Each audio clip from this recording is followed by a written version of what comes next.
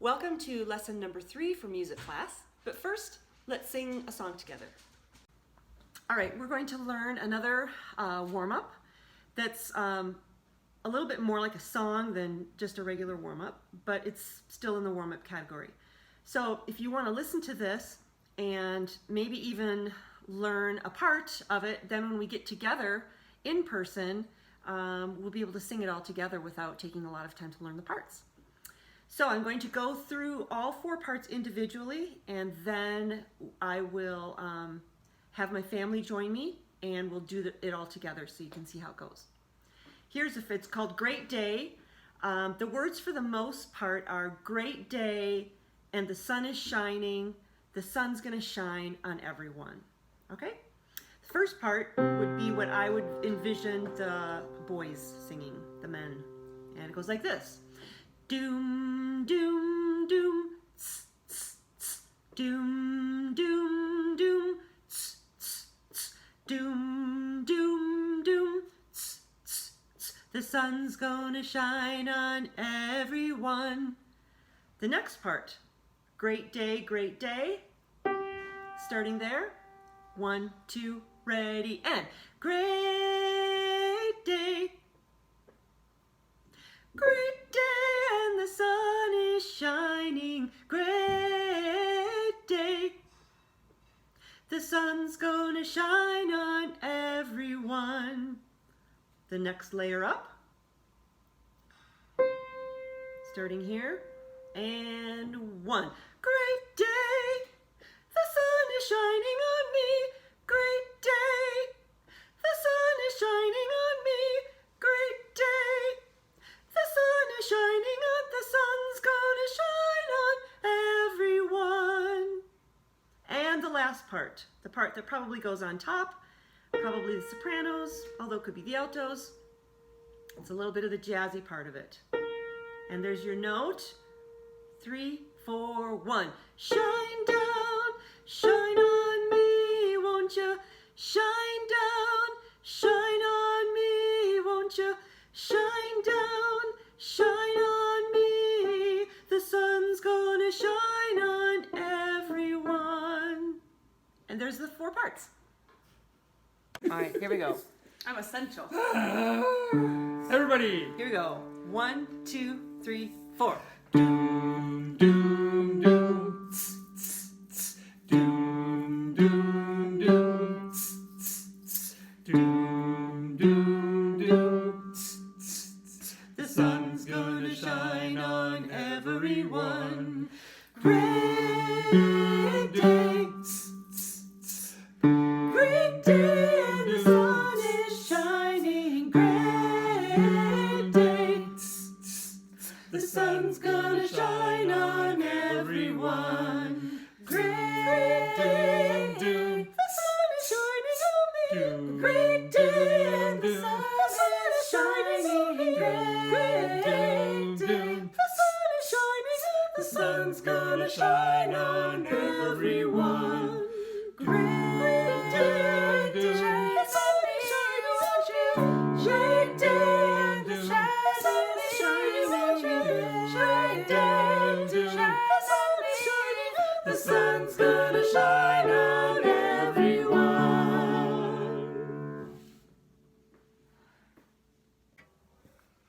All right, it is time for our sight singing lesson, lesson number 3.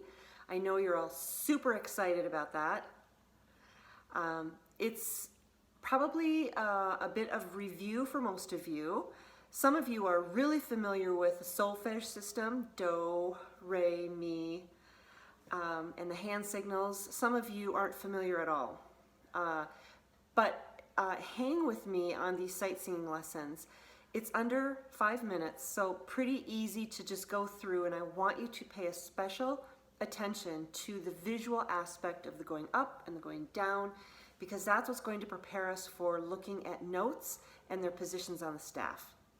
So here we go.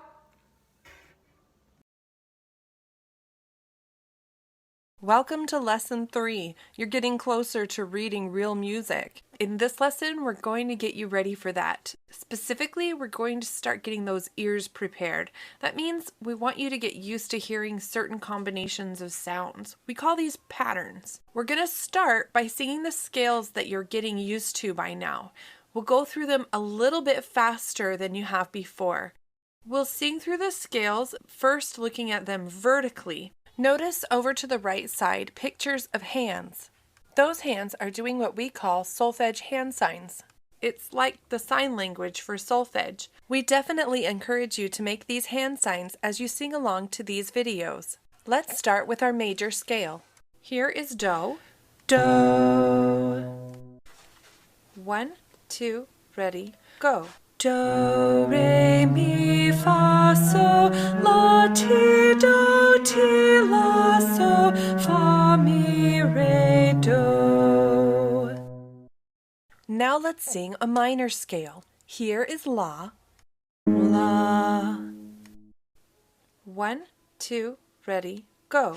La, ti, do, re, mi, fa, sol, la, sol, fa, mi, re, do, ti, la. Let's sing a major scale one more time. Instead of looking at it vertically, this time we'll look at it written out from left to right. Here is Do. Do. 1, 2, ready, go. Do, re, mi, fa, sol, la, ti, do, ti, la, sol, fa, mi, re, do. Now, let's finally get into these patterns. Patterns are like teeny little songs or just an idea of a melody, usually just 3 or 4 notes. Also, these are tonal patterns, meaning that they are made of pitches but no rhythms. In Lesson 5, we will introduce you to rhythm patterns as well. Here's how these patterns are going to work. You're going to hear the pattern first on a neutral syllable, meaning I'm just going to sing bum instead of any words. Then you'll repeat the pattern back. After we've done all this, we'll go back and do the same patterns again using solfege. We do all of this to really get these sounds in your head because these are the sounds that music is based on. All right, so here we go. First, I'll sing it with the red circles, and then you repeat with the blue circles. Bum, bum, bum. Bum, bum, bum. Bum, bum, bum. Bum, bum, bum. Bum, bum, bum. Bum, bum, bum. Bum, bum, bum. Bum, bum, bum. Bum, bum, bum. Bum, bum, bum. Bum, bum, bum. Bum, bum, bum. Now, let's do the same patterns, but this time using solfege. Do, re, mi. Do, re, mi. Mi, re, do. Mi, re, do. Do, re, do. Do, re, do. Do, mi, do. Do, mi, do. Do, re, mi. Do, re, mi. Mi, re, do. Mi, re, do. Wonderful! Hopefully you feel skilled now in simple patterns. In our next lesson, the patterns will get just a little more complex. All right, thanks for watching that sight singing video. I know it was Very basic. I know it was very easy, maybe painfully easy, but I didn't want to just plop you all down in the middle of Sightsinging lesson number 4. Let's move on now to another video that I'm going to show you that talks about music and color, specifically talking about the timbre of an instrument, a voice. Each object and instrument has its own unique sound, which is called timbre in music. For instance, the timbre of a flute is different than the timbre of a violin, and they're both different than the timbre of a drum. The timbre of a soprano is different than the timbre of a bass. Everything has a different timbre, and that's what this video will discuss. And then afterwards, after that video, it will go right into a video that shows you a spectrogram, and it starts off with showing you what it looks like, what the sound waves might look like for a low and high pitch, and then goes into talking about different instruments and why and how different they sound, how different they look, if you could visualize it. I think it's interesting sometimes to look at the science behind music. I know we all appreciate looking or listening to music, but sometimes it's interesting to look into the science of it as well. So I hope you'll enjoy that.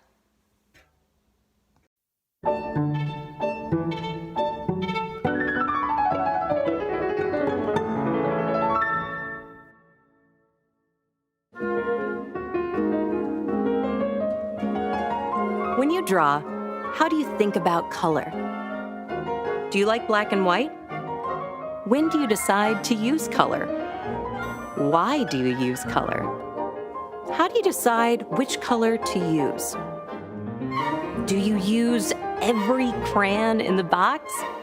Or just shades of blue? Or warm colors like red and pink or orange and yellow?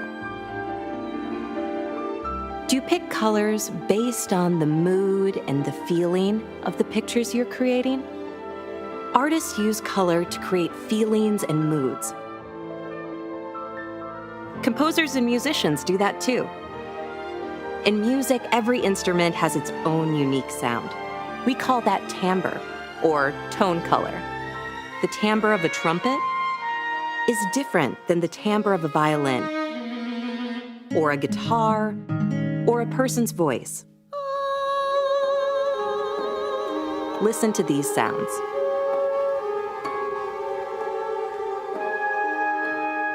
Do you hear different timbres or tone colors?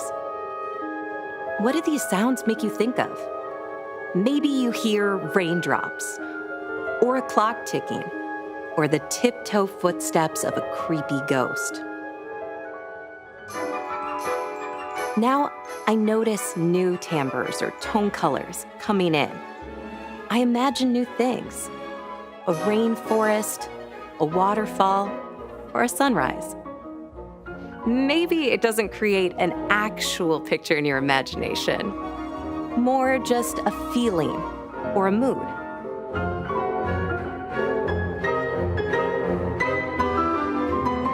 This music was written by a French composer named Germaine Taillefer. She once said, "I write what I feel." How do you think she felt when she wrote this music? How does it make you feel? By now you've probably noticed that after a while, one timbre or tone color really stands out: the sound of the piano.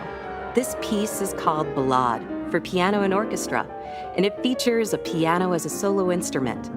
The timbres of other instruments in the orchestra mix together and go back and forth with the piano, almost like a conversation. Like the piano in this piece, our composer sometimes made music alone and sometimes with other people. She was a part of a famous group of friends who all lived in the same place around the same time. Her family, especially her father, wasn't very supportive of her musical career. So I bet having a group of friends was important. Some of those friends were composers like her. Others were painters, poets, and dancers. Do you ever make art by yourself? Do you sometimes do it with friends? Do you sometimes sing alone and sometimes with other people? Being creative is a wonderful way to express yourself and your feelings. And it's also a great way to share an experience with people in your community. Toward the end of this piece, Jermaine Taillefer used a lot of different tone colors to create an explosion of sound. Then many of these colors fade away until we hear just a few colors mixing together. Do these sounds make you think of a certain picture, or a feeling, or a mood? If you created music, either by yourself or with your friends, what colors would you use? What story would you tell?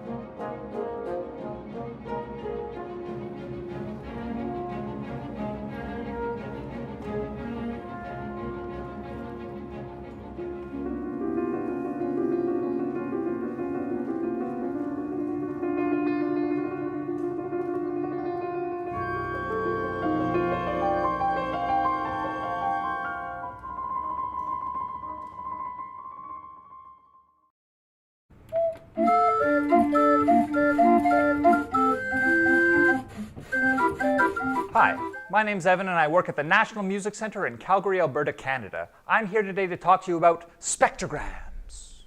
A spectrogram is a tool that helps us see sound. From left to right on the x-axis, you can see time slowly scrolling by. Top to the bottom is the y-axis, which shows us pitch.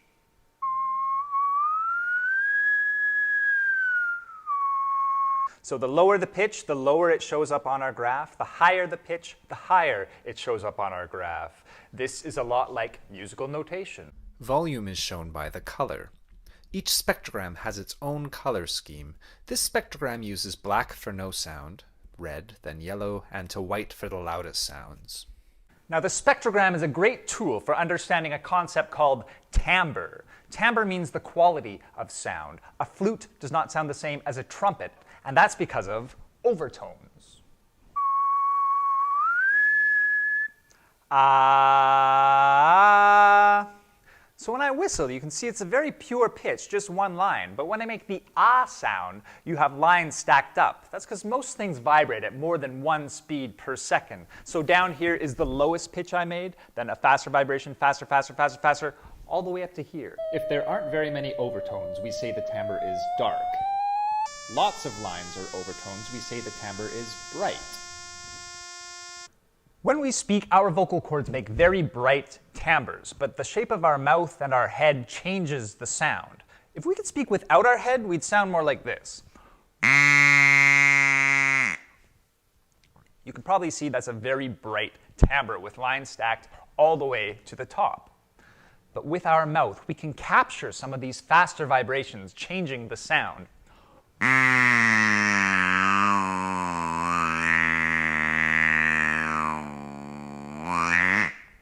So not only can you hear the change in timbre, but you can really see the areas that are darkening when I was closing my hand around the duck call. We can use the shape of our mouth to control overtones. Let's try the different vowel sounds. We'll go A, O.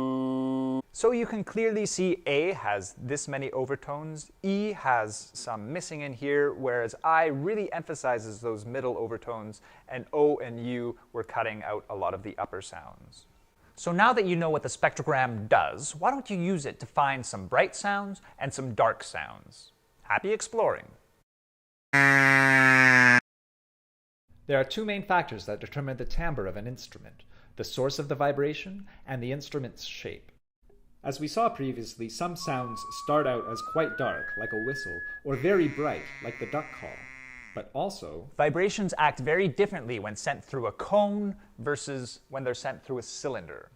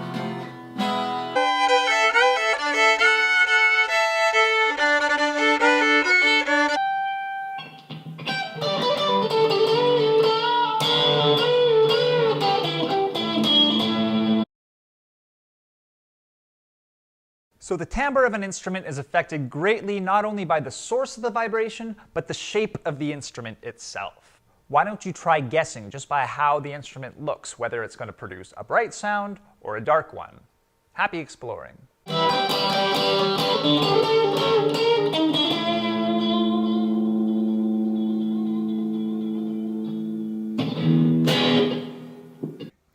All right, to end our time together, I'm going to have you listen to a piece called Stay With Us, composed by a Swedish composer by the name of Egil Hovland. Probably saying that all wrong. He's written quite a number of works. This is one for choir. The text is actually taken from one of the oldest Christian hymns recorded.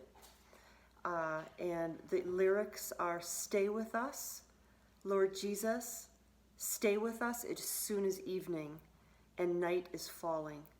Jesus Christ, the world's true light, shine so the darkness cannot overcome it. Let your light pierce the darkness and fill your church with its glory." I thought it was a fitting word for today during these uncertain times, and also very cool that it's one of the oldest recorded Christian hymns. So I hope you enjoy it. See you next time.